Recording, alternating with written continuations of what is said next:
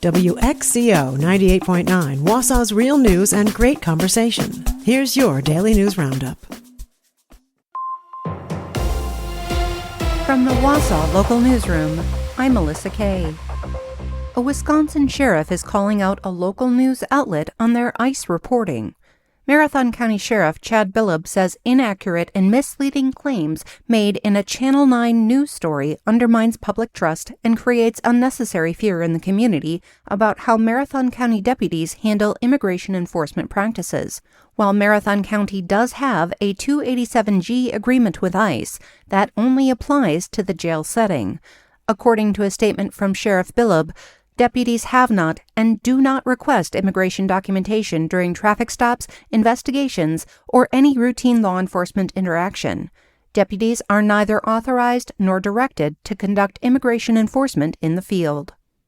You may hear F-35 aircraft after dark this week. The 115th Fighter Wing of the Wisconsin Air National Guard will be doing evening training flights through Thursday. You may see or hear F-35s flying overhead until approximately 7:45 p.m. now through February 12th. Pilots will follow flight paths designed to minimize noise to area residents, but you'll likely still hear them in some areas of central Wisconsin this week. Wood County snowmobile trails are closed starting today because of deteriorating trail conditions.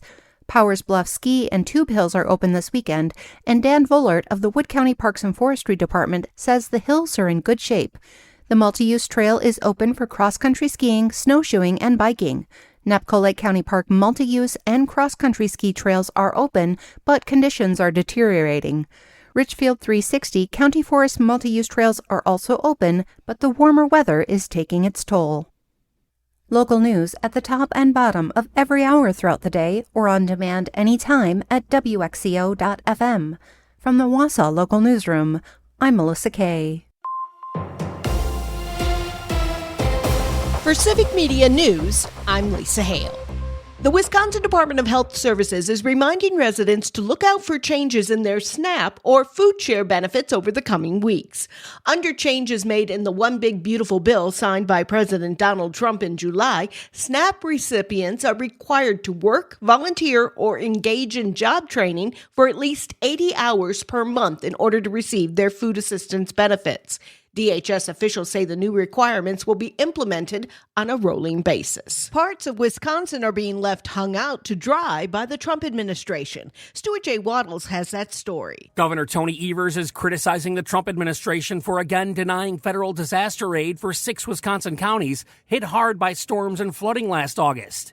The request covered Milwaukee, Waukesha, Door, Grant, Ozaukee, and Washington counties. According to the governor, FEMA gave no reason for turning down the state. Evers says those communities are facing more than $26 million in infrastructure damage and need help rebuilding. I'm Stuart J. Waddles. In Wisconsin, you need a photo ID to vote. Civic Media's Jimmy Kuska explains how to get yours. If you need identification to vote in the spring primary, the Wisconsin DMV says you can get one for free if you've never received a form of Wisconsin ID, such as a driver's license. Residents of Wisconsin are required to show an ID in order to vote. There's no separate voter ID needed to cast a ballot, and you also don't need a real ID to vote either. If you're a U.S. citizen and have reached voting age but don't have any form of photo identification, you can apply for an ID with the DMV. You'll need a proof of Wisconsin and U.S. residency or legal residency status, date of birth, name, and identity. The application forms are available on the DMV website. You can also visit your local DMV service center or contact the voter ID hotline at 844-588-1069. Reporting for Civic Media News, I'm Jimmy Kuska. The 2026 spring primary is February 17th. The spring election is April 7th. Following a string of confirmed measles cases over the last few weeks, the Wisconsin Department of Health Services is again encouraging residents to check their MMR vaccination status. Civic Media's James Kelly reports. Following a string of confirmed measles cases over the last few weeks, the Wisconsin Department of Health Services is again encouraging residents to check their MMR vaccination status. There have been 3 confirmed measles cases since January 26th in Waukesha County, Dane County, and Walworth County. All 3 involved individuals who had traveled recently, 2 internationally and 1 domestically. The agency has notified anyone else who may have come into contact with them. Measles is highly contagious and can infect 90% of unvaccinated individuals who come into contact with it. Symptoms like high fevers, conjunctivitis, and a rash with raised bumps can develop within 3 weeks. It can also cause more serious health complications like brain damage. Measles outbreaks have become more common over recent years, both nationally and internationally, as vaccination rates decline. Residents can check their vaccination status online through the DHS Wisconsin Immunization Registry. For Civic Media News, I'm James Kelly. Wisconsin counties and municipalities are getting a major boost for road work this year. Governor Tony Evers and the State Department of Transportation say that more than $151 million has gone out to help repair and maintain local roads and connecting highways. The money comes from the current state budget, which provides the largest general transportation aid funding in Wisconsin's history. Since 2019, the administration reports more than 9,600 miles of roads and 2,400 bridges have been improved statewide. In total, local governments are expected to receive more than $750 million in transportation aid in 2026. Wisconsin drivers are saying yes, please, to some new license plate designs. Here's Connie Fellman. Wisconsinites are loving their retro license plates. The Wisconsin Department of Transportation says they've issued more than 10,000 of the new blackout and retro yellow license plates in just the first month since they debuted. The blackout plates feature white letters on a black background. The retro plates are a throwback to the 70s when we had yellow, cheese-colored, if you will, license plates with black lettering. Each plate has a one-time $15 issuance fee and a $25 annual fee, and you don't have to wait until it's time to renew your plates to order the new ones. For Civic Media News, I'm Connie Fellman. The DOT estimates more than 500,000 blackout plates will be on our Wisconsin roads within 3 years. This week is Take a Friend Snowmobiling Week across Wisconsin. Civic Media's Maddie Schaefer has that story. The DNR is encouraging riders to invite someone new out on the trails to introduce more people to the sport. Officials say riding with a friend isn't just more fun, it's also safer. They're reminding snowmobilers to ride sober, stay on marked trails, slow down, and always check trail conditions before heading out. Anyone born on or after January 1st, 1985 must have a snowmobile safety certificate to legally operate a sled in Wisconsin.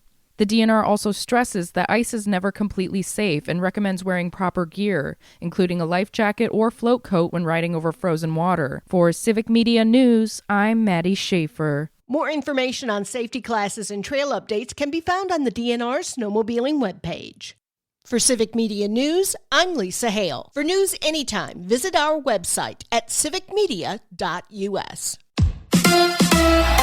The Badgers with the upset. Hi, I'm Mike Clemens with sports. Men's college basketball. The Wisconsin Badgers went into number 8th ranked Illinois as 10-point underdogs. They battled through overtime and won 92-90 over the Fighting Illini. Head coach Greg Gard. You guys all saw this. I mean, what heck of a college basketball game between two really, really good teams. You know, Illinois got so many weapons and so many good players and do such a great job of putting you in precarious positions defensively. We executed as well as, we wanted to be able to get 14 offensive rebounds ourselves and hold them to 8. NBA, the Bucks face the Magic again tonight at the Kia Center in Orlando. Baseball, Brewers fans asking, why would Matt Arnold give up third baseman Caleb Durbin and utility player Andrew Monasterio for two left-handed pitchers? It's no longer just the 5-man rotation and, every guy's going to give you 200 innings anymore. It's a combination of your entire staff. That's Brewers general manager Matt Arnold. With sports, I'm Mike Clemens. It's going to be a little warmer today, mostly sunny with a high in the upper 20s to low 30s here this afternoon. We're still going to drop into the upper single digits here tonight, and then tomorrow, mostly sunny, mid to upper 30s. We're going to keep temps going into the 40s by the weekend. I'm meteorologist Sean Cable. That's your Wausau News Roundup from WXCO. Find more news anytime at WXCO.FM. Subscribe to this podcast on Spotify, Apple, or wherever you find your podcasts.